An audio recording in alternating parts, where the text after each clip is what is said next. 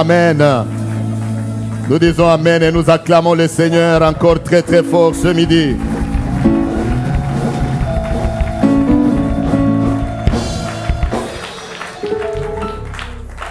Alléluia.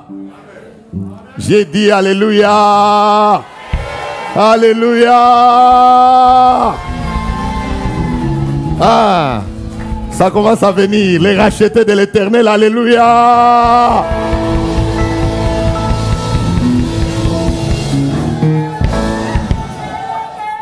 Si tu n'es pas racheté de l'Éternel, ne dis pas Amen. Les rachetés de l'Éternel, Alléluia. Voilà. Il y en a qui n'ont pas dit Amen. Ils ne sont pas rachetés. Les rachetés de l'Éternel, nous disons Alléluia.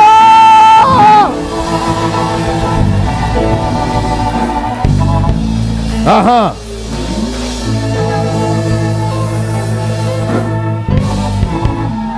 Amen. C'est vrai. Genèse 37, nous allons lire et je veux nous annoncer le deuxième esprit qui peut ternir l'image même de toute une église, de toute une famille, de quelqu'un qui se dit aimant Dieu. Genèse 37, verset 1er et les suivants, nous lisons, nous allons nous arrêter quelque part. Jacob demeura dans le pays de Canaan où avait séjourné son père. Voici la postérité de Jacob. Joseph, âgé de 17 ans, faisait paître le troupeau avec ses frères. Cet enfant était auprès des fils de Bila et des fils de Zilpa, femme de son père. Et Joseph rapportait à leur père leurs mauvais propos. Quelqu'un dit mauvais propos. Israël aimait Joseph plus que tous ses autres fils, parce qu'il l'avait eu dans sa vieillesse. Et il lui fit une tunique de plusieurs couleurs.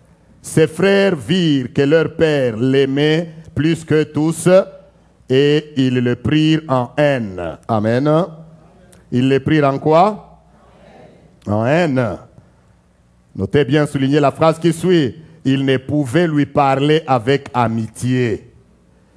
Ils le prirent en haine et ils ne pouvaient lui parler avec amitié. Joseph eut un songe et il le raconta à ses frères qui le haïrent encore davantage. Il leur dit, écoutez donc ce songe que j'ai eu. Nous étions alliés des gerbes au milieu des champs et voici ma gerbe s'éleva et s'étint debout et vos gerbes l'entourèrent. Ils avaient quand même des gerbes aussi, amen. Amen. Et vos gerbes l'entourèrent et se prosternèrent devant elle. Ça, c'est ce qu'il n'aimait pas. Ses frères lui dirent, est-ce que tu régneras sur nous? Est-ce que tu nous gouverneras? Et ils le haïrent encore davantage à cause de ses songes et à cause de ses paroles. Quelqu'un dit Amen. Le deuxième esprit auquel il faut faire attention, qu'il faut détruire dans nos vies, dans nos familles, dans l'église, à notre travail, c'est l'esprit de haine. Nous allons en parler ce midi. Amen. Je dis Amen.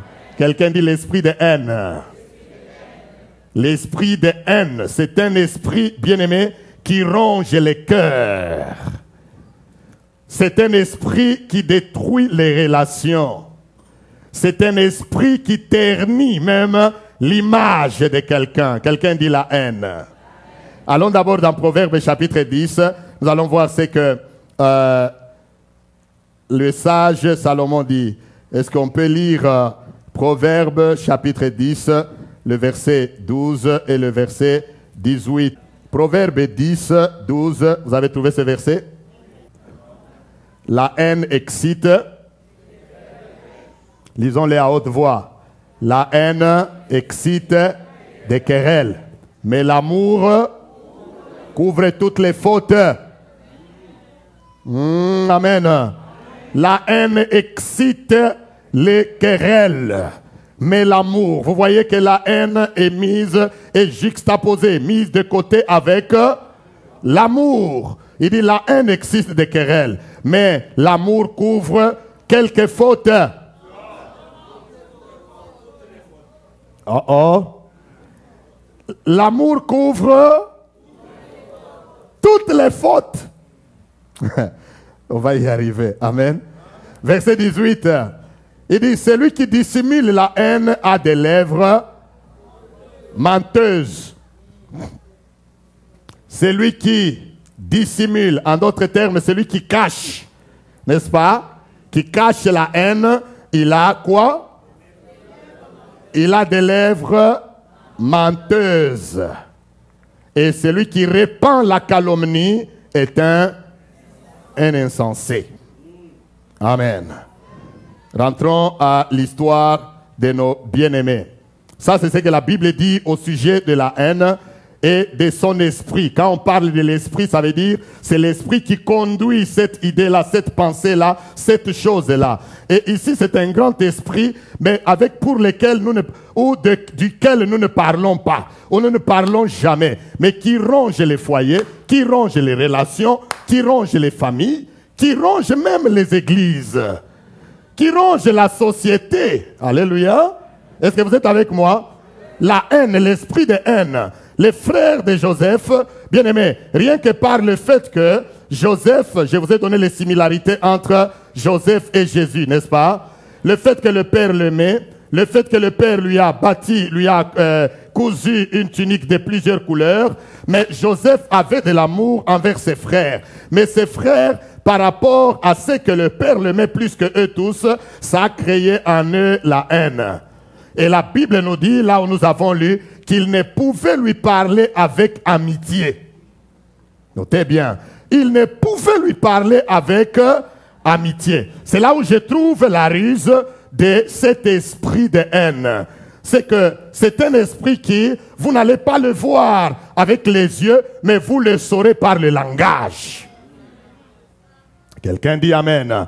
Vous ne le verrez pas avec les yeux, vous ne le verrez, il ne commence par se manifester que par le langage. Combien de gens se parlent bien? Même ce matin, pendant que je prie, je ne m'attends pas à beaucoup d'amen. Hein? Alléluia. Même ce matin, pendant que je parle, combien de gens se parlent bien? Vous savez, le test de la haine, c'est le langage. Amen. Le test de la haine, c'est le langage. Comment tu parles à ta femme? Comment tu parles à ton mari? Comment tu parles à tes parents? Comment tu parles à tes enfants?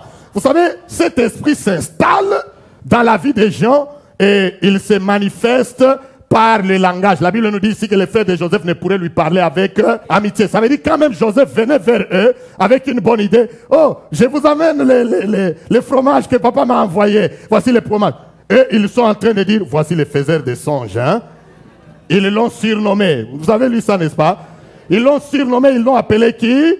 Le faiseur de songes. Est-ce que tu peux surnommer ton frère que tu aimes? Vous savez, même dans les cœurs là, même ce matin, la plupart des gens, les gens surnomment, ce n'est pas par amour. Très rares sont les cas où les gens vont surnommer les autres par amour. Dites Amen. La plupart des cas, on surnomme quelqu'un, bien aimé, nous les verrons même plus loin, on surnomme parce qu'on n'est pas content de quelque chose dans sa vie. Je peux vous ramener, lorsque la plupart d'entre nous, ceux qui étudient encore, des fois, les gens surnomment les personnes. Si tu n'aimes pas les mathématiques à l'école, quand on étudiait, des fois, les cours qu'on n'aime pas, on prend un nom, on était des païens, bien sûr. On prend un nom, on colle à un professeur. C'est vrai, ce n'est pas vrai? Et à partir du moment où tu fais ça, quand il arrive, surtout si c'était les cours comme mathématiques, physique, chimie, vous connaissez ce que j'ai dit là. Amen. Dès qu'il se pointe, à partir de ce moment-là, tu as érigé une barrière. Et même tout ce qu'il peut raconter, tu ne vas plus faire quoi? Le comprendre, parce que tu l'as déjà surnommé. Il ne parle pas avec amour, il ne lui parle pas avec amitié, il parle avec haine. Je disais, combien de gens se parlent normalement, même dans l'église? Vous savez, il y a des familles ou des foyers ou des couples où la femme ne parle normalement bien qu'à d'autres hommes. Le mari ne parle gentiment qu'à d'autres femmes. Les enfants ne parlent bien ou ne répondent bien qu'à d'autres parents. Les parents qui ne sont gentils qu'avec d'autres enfants. Amen. C'est l'esprit qui s'est déjà installé. Et Dieu veut que cet esprit-là soit ôté et enlevé avant qu'il ne vienne détruire votre famille. Avant qu'il ne vienne détruire votre image. Beaucoup de familles ont terni leur image à cause de cet esprit qui a pris racine. Quand il parle, il ne se parle pas bien. Alléluia. J'insiste beaucoup sur le langage. Je peux vous donner un autre exemple dans la Bible, dans une autre famille. Vous savez, Caïn, quelqu'un dit Caïn. Caïn avait déjà conçu de la haine envers son frère Abel. Eh bien, son frère a offert des sacrifices, une offrande à Dieu. Caïn aussi en a offert pareil. Mais Dieu, dans sa liberté, il a choisi l'offrande de qui? D'Abel. Et il n'a pas approuvé l'offrande de Caïn. C'est Dieu dans sa souveraineté. Et même l'image de la famille de Jacob, c'est la souveraineté de Dieu qui ressort. La Bible nous dit, Dieu fait grâce à qui? Et qui il veut. Il fait miséricorde à qui il veut. C'est que quand Dieu choisit d'aimer quelqu'un, bien aimé, nous n'avons pas de choix que de nous aligner, d'aimer celui que Dieu aime. Quelqu'un dit Amen. Parce que c'est dangereux de haïr ton frère, de haïr ta sœur, alors que Dieu lui l'aime. Aïe, aïe, aïe, je ne sais pas si tu comprends ça. Je vais dire ceci. La personne qui est assise à côté de toi là, Dieu l'aime. Alléluia. Dieu l'aime. Et comme Dieu l'aime, hein, nous n'avons pas de choix que de l'aimer aussi. Parce que si tu ne l'aimes pas, tu vas te retrouver en train de te battre contre Dieu. Oh, quelqu'un dit Amen. Dis encore Amen bien. Afin que je continue. Alléluia. Voilà. Ça veut dire que quand Dieu aime, comme il a accepté l'offrande d'Abel, Caïn n'avait pas de choix. D'ailleurs, Caïn, Dieu l'aimait beaucoup. Dieu vient vers Caïn et lui dit, ok, toi aussi, si tu agis bien, tu feras quoi? Tu relèveras la tête. Mais comme Caïn a été dans un esprit de haine qui s'est déjà installé, la Bible dit qu'il parla à Abel. Et après, comme ils étaient dans un champ, il le fit quoi? Il le tua. Il lui a parlé d'un langage de haine. Amen. Lui a parlé, lui a adressé une parole de haine parce qu'il a imaginé, mais comment Dieu peut accepter son offrande à lui et refuser le mien? Mais il a oublié que Dieu lui a donné le conseil, que toi aussi tu peux agir bien et puis j'approuverai, j'accepterai aussi ton offrande. Bien aimé, la haine, l'esprit de haine se manifeste par le langage. Et ce que je suis en train de dire, ton cœur est en train d'acquiescer, de dire oui, c'est vrai. Mets-toi sur le test. Le test de la haine, c'est tout simplement, comme je l'ai déjà dit, et je l'ai dit encore et je le dirai beaucoup. Amen. Comment tu parles à quelqu'un dans ta famille? Que Dieu nous aide. Amen. Que Dieu nous aide. Des fois, il y a même, vous savez, les actes ne sont pas tellement, les actes suivent les paroles.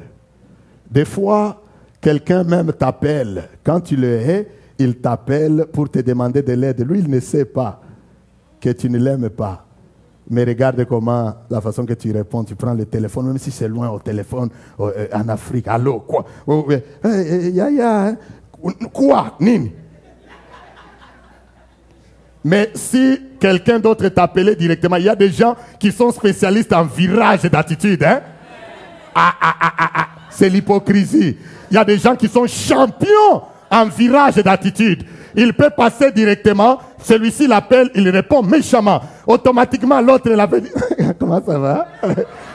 Il passe de la colère directement à la joie, dépendamment des personnes qui l'appellent. Dans le même appel, dis-toi aujourd'hui, dès ce matin, dès ce jour, que c'est Dieu qui te teste. Il teste l'attitude de ton cœur.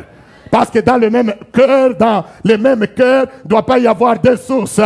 Une source de haine et une source d'amour. Nettoyons nos cœurs et ne ternissons pas l'image de Dieu dans nos vies. Quelqu'un dit Amen.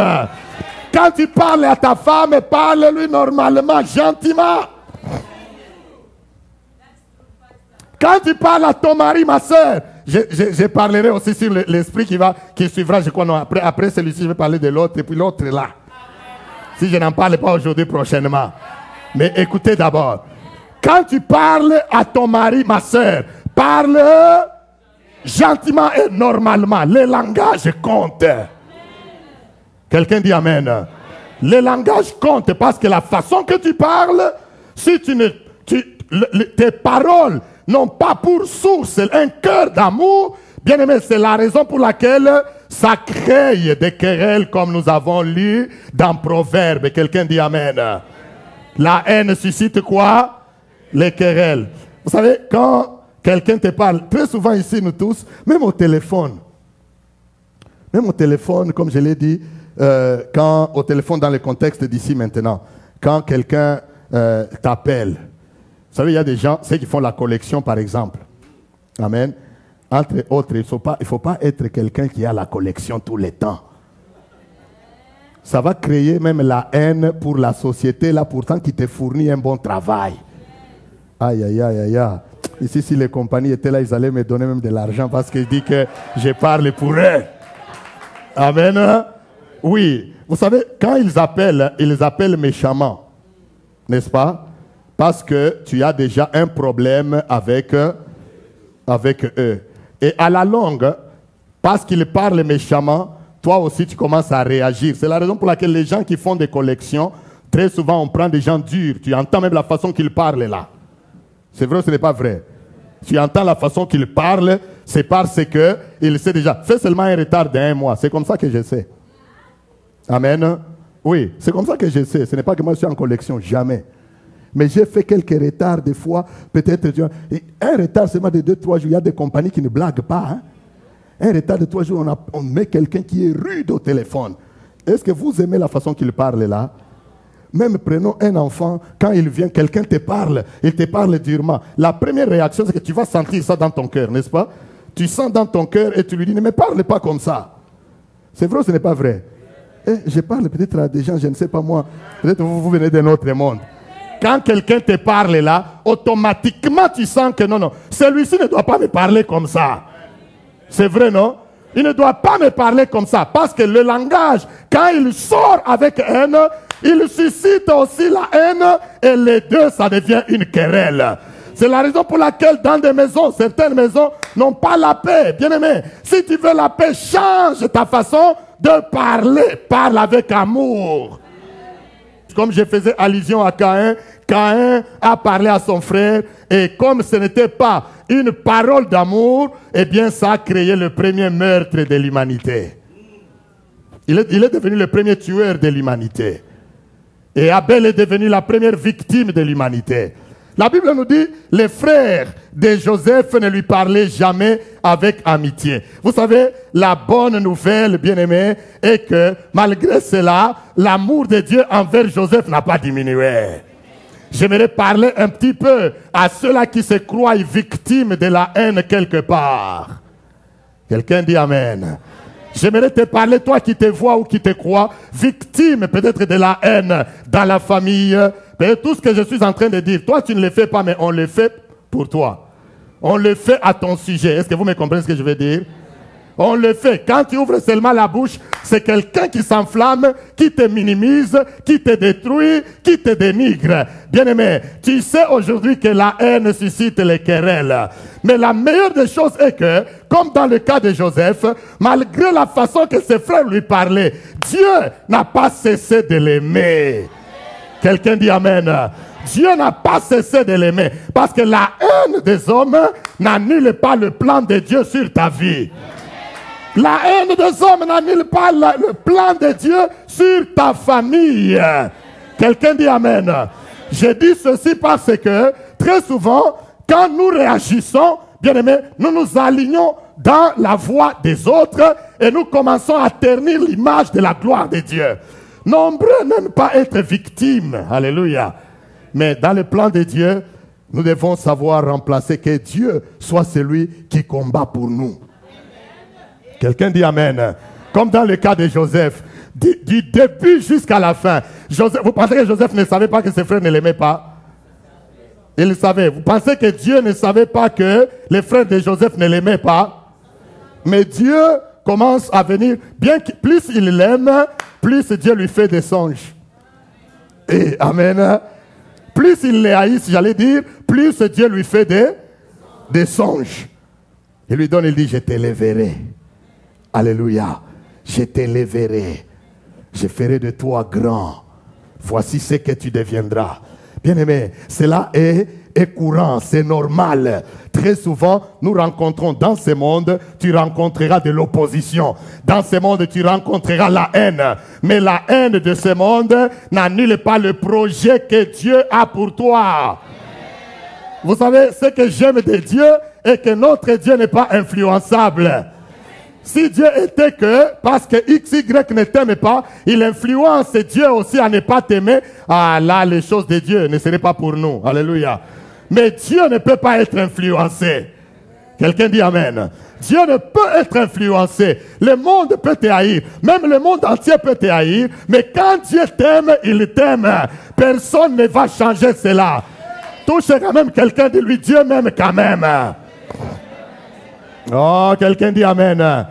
Bien-aimé, peut-être tu viens d'une famille où les gens, soit on parle mal de toi. Bien-aimé, parler mal de quelqu'un, c'est normal pour certaines personnes. Mais toi dont on parle mal, ne réagis pas. Parce que nombreux ont terni leur image en voulant réagir. Est-ce que vous êtes avec moi? Nombreux ont terni leur image en voulant faire quoi? Réagir. Ils ne m'aiment pas. Moi aussi, à partir de maintenant, je ne l'aime pas, je l'efface. Un chrétien n'efface pas les gens.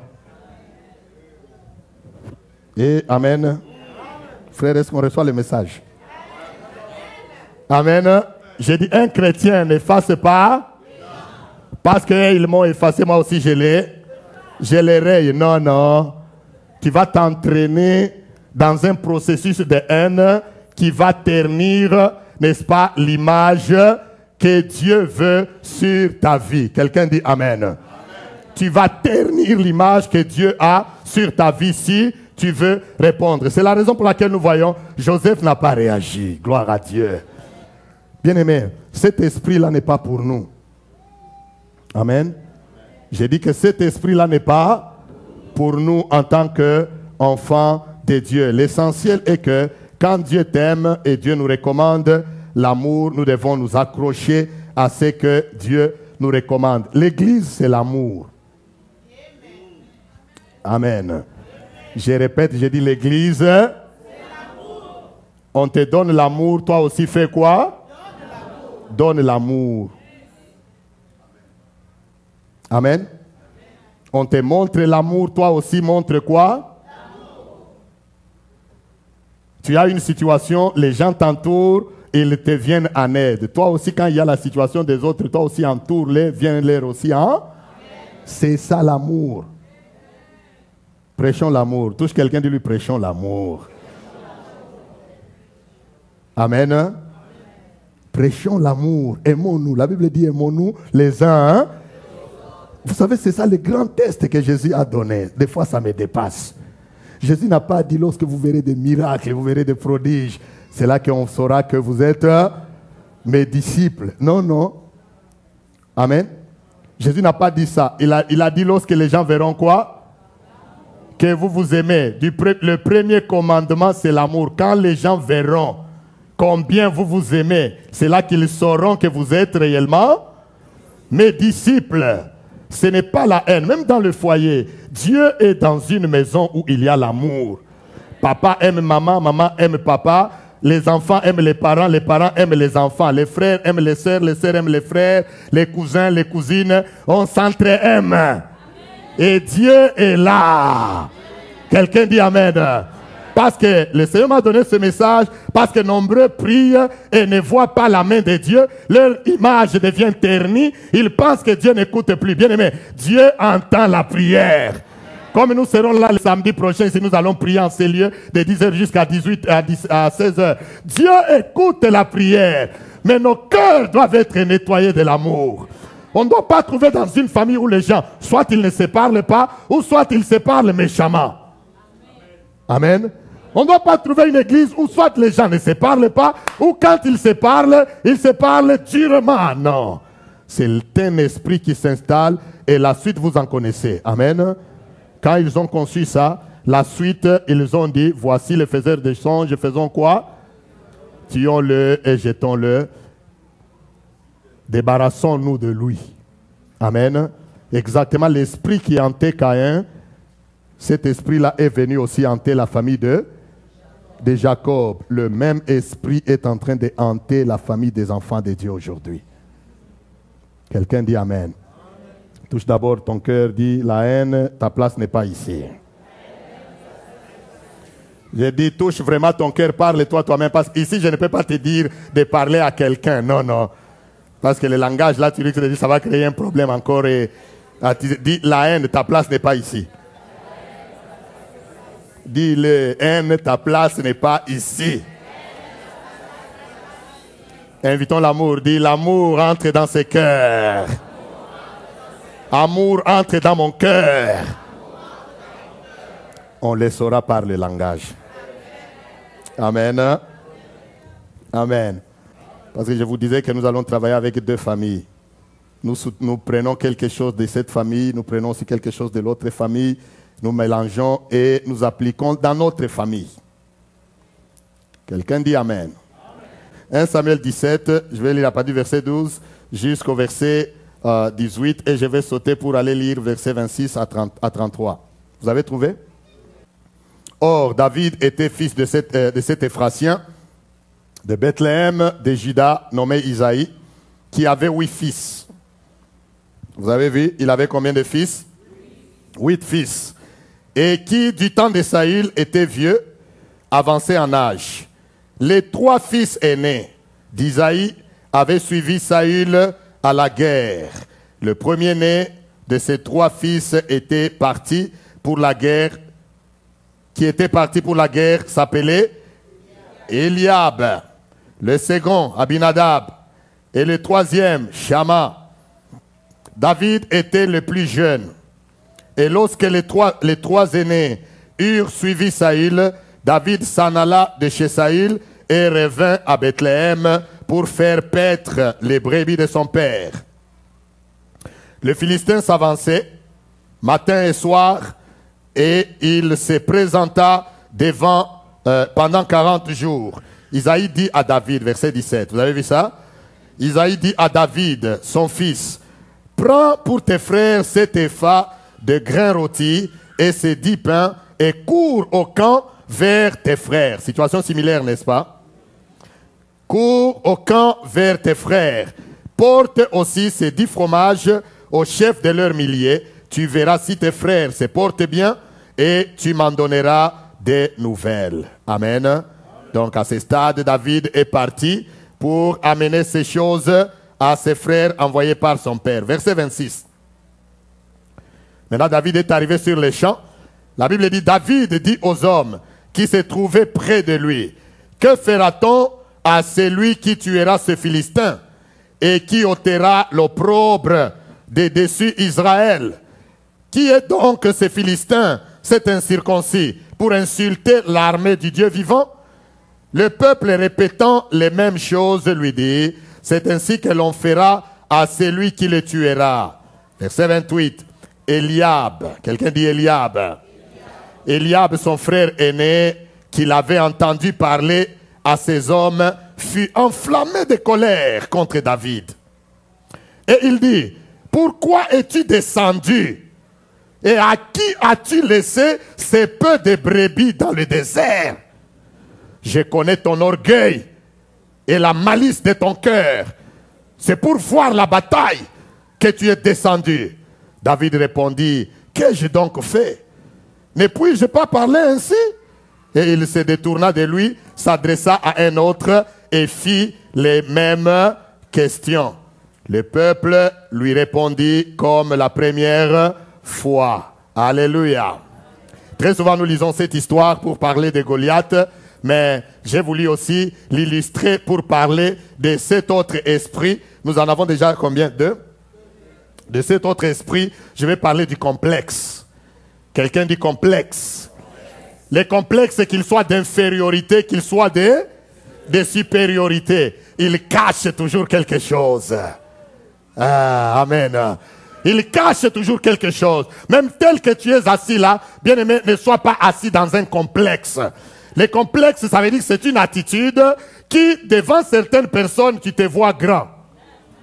Devant d'autres personnes, tu te vois petit. C'est un complexe.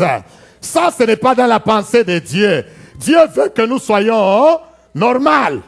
Touche quelqu'un d'abord, dis-lui, sois normal.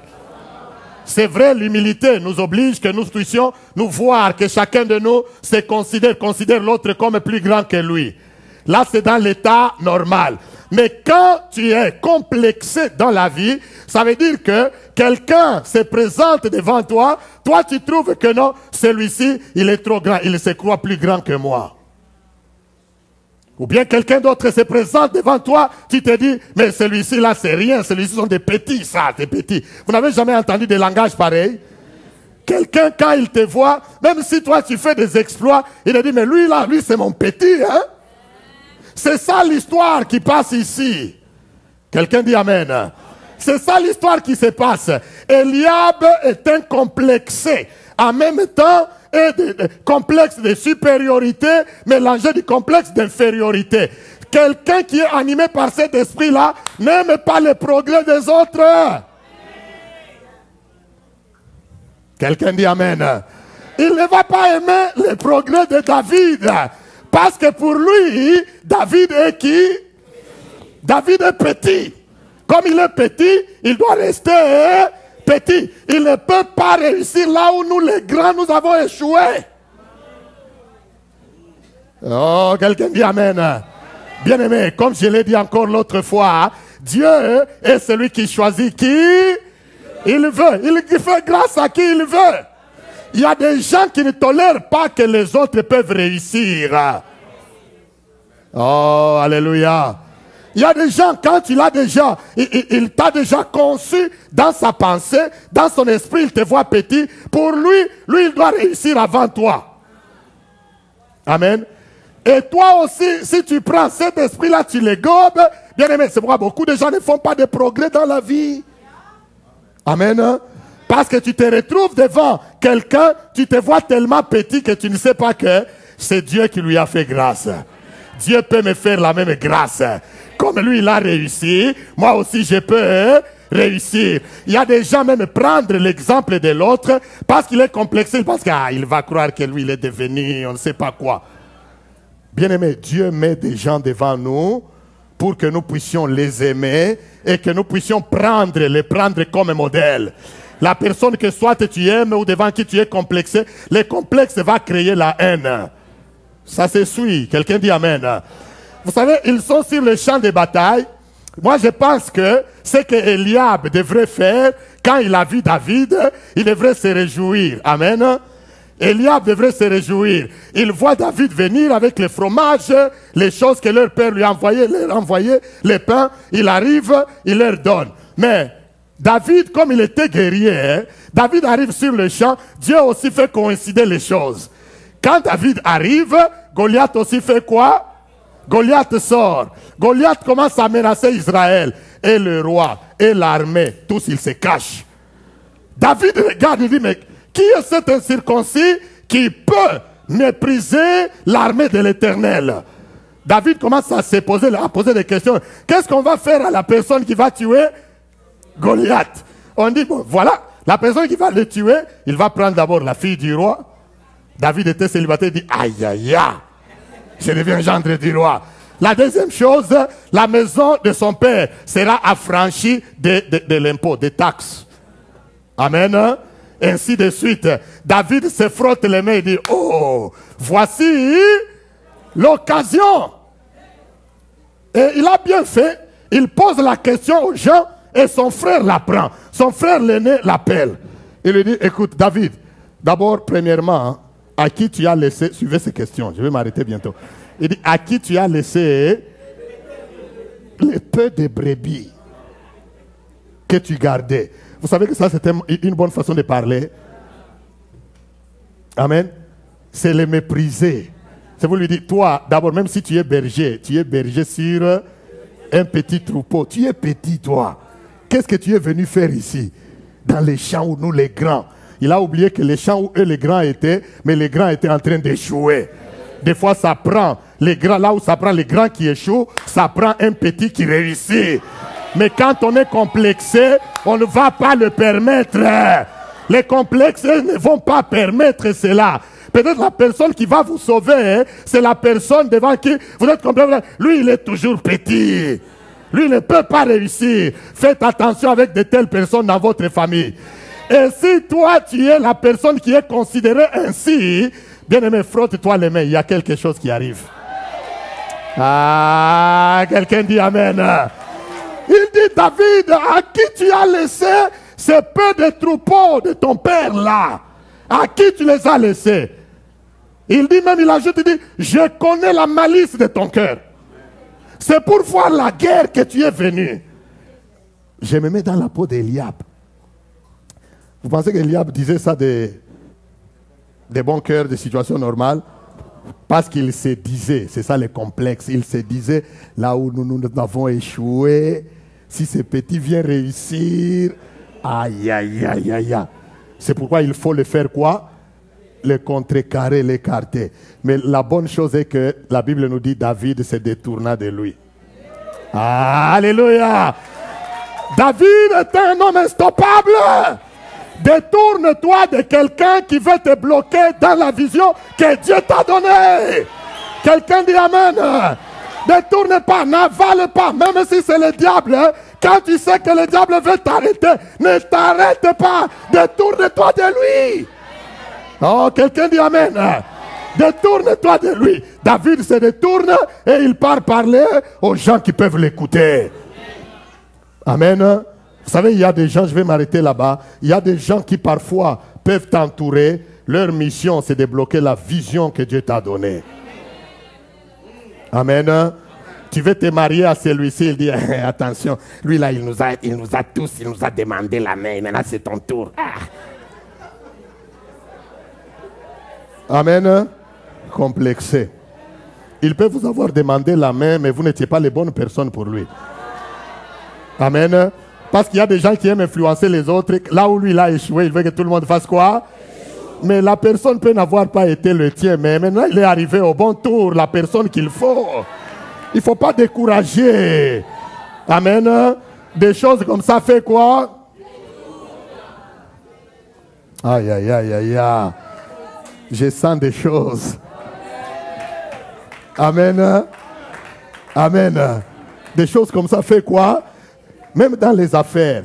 Vous savez, il y a quelqu'un qui va te dire que nous, on a essayé ça. Moi, je suis venu dans ces pays avant toi. Vous n'avez jamais entendu des langages comme ça? Si tu es là, enfant de Dieu, n'aie jamais de tel langage. Amen. Ne va jamais dire, toi, tu viens d'arriver, nous sommes ici au Canada depuis 20 ans. Toi, tu penses que nous, toi qui viens d'arriver là, toi, tu vas acheter la maison. Et ceux qui achètent les maisons là, ils ont combien de têtes? Amen. Eliab. Esprit de complexe. Il ne veut pas que là où lui il a échoué, que les autres viennent réussir. Le bon côté de David est qu'il s'est détourné de lui. Même si c'est son grand frère, mais il lui dit, viens, avec tout le respect que je te dois, bon, je vais parler à quelqu'un d'autre. Amen. Maintenant, pour terminer, je me mets à la place d'Eliab. Lorsqu'il a vu David aller maintenant jusqu'à la fin de sa mission. Parce qu'il l'a interdit, mais David, lui, s'est détourné, il est allé voir Saül. Il est allé voir Saül, il dit non, amenez-moi chez le roi. On l'amène. Il lui dit, si vous lisez la suite, il dit au roi, ton serviteur peut aller se battre avec lui. Amen. Là, je pense, Eliab a réuni les chamans et les autres. Il dit, vous voyez, papa, je ne comprends pas. Pourquoi ils doivent envoyer un enfant comme ça? Le problème, c'est que lui, il ne voulait pas que là où lui, il a échoué, que l'autre réussisse. Bien aimé, c'est normal. Nous ne sommes pas appelés à réussir partout. Même quand Dieu donne des talents, il donne à chacun selon ses capacités. Peut-être que toi, Dieu t'a donné le talent d'être juste au front, soit au front. Amen. Mais à l'autre, Dieu peut donner le talent de venir prendre là où vous êtes arrêté. Il vous prend, il vous amène à un autre niveau. C'est normal. C'est la raison pour laquelle nous devons travailler comme une équipe. Même dans les départements au niveau de l'église. Quelqu'un dit Amen. Nous devons nous soutenir les uns les autres. Dans la chorale, vous vous dites, eh bien, il nous amène, nous sommes à ce niveau. Les talents que j'ai, je vais aussi amener à ce niveau. Ainsi de suite, on est en train de monter. Mais si on a l'esprit d'Eliab, on ne veut pas que quelqu'un puisse monter, alors on va tous se retenir. Personne ne laisse personne monter.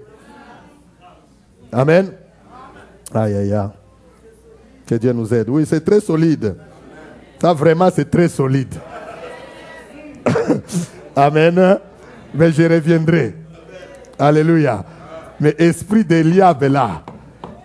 Il faut le faire quoi? Le balayer. Ne te laisse pas. Aie l'esprit de David d'aller jusqu'au bout de ta mission.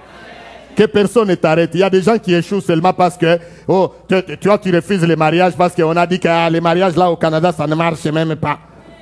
Et si ça n'a pas marché pour elle, ce n'est pas pour toi. Toi, ça va marcher.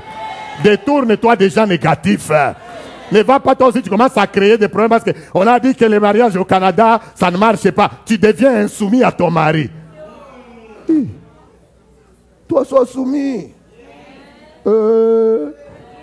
Amen. J'ai dit que toi, sois soumise. Tu aimes ton mari. Amen. Toi, aimes ta femme. Tu lui parles bien. Alléluia. Avec gentillesse. Tu demandes, tu ajoutes même s'il te plaît. Amen. Merci chérie, ça c'est bon. Alléluia. Voilà, tu manges, tu apprécies. Hey, alléluia. Ne dis pas que nous sommes au Canada. Tu attends seulement que les choses s'allument pour appeler 911. 911, ce n'est pas pour toi. Amen. Enlève l'esprit de haine, enlève les complexes. Reste attaché, accroché à Dieu. C'est là que vous verrez l'image de Dieu dans votre vie, dans votre foyer. Changez les choses. Alléluia. Changeons les choses, peuple de Dieu. Que Dieu bénisse sa parole. Nous nous levons dans la présence de Dieu. Nous nous levons dans la présence de Dieu.